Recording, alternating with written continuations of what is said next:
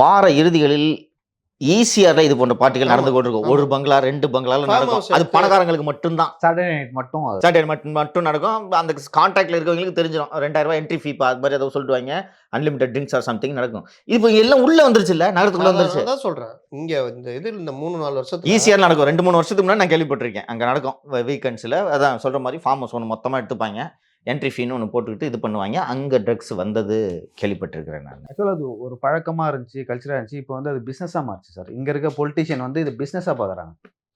இப்போ எம்எல்ஏ வந்து பேசி விட்றாருன்னா, அப்போ எம்எல்ஏக்கு அதில் வந்து எதுவும் வராமல் வந்து ஸ்டேக்ஸ் இல்லாம அவர் எதுக்குப்பா வந்து தலையிட போறாரு? போலீஸ் கடமையை செய்யுது. அதுல வந்து எம்எல்ஏ தலையிடுறாருன்னா அவருக்கு ஸ்டேக்ஸ் இல்லாம எதுக்கு என்ன சமூக சேவை பண்றதுக்கு வராருங்க? மீன் வித்த காசு நாராது, நாய் வித்த காசு குறைக்காதுன்னு சொல்லுவாங்க. அந்த மாதிரி இது ஒரு சொசைட்டியை சீரழிச்சிடும் முத்தலீஃப். மற்றது மாதிரி கிடையாதுங்க. அது ஒரு சொசைட்டியை சீரழிச்சிடும். நான் தான் வந்து அருள்மொழிகிட்ட பேசிட்டு இருக்கும்போது சொன்னேன். 10ல் 2 பேருக்கு ஹெரிடிட்டரி அடிக்ஷன்.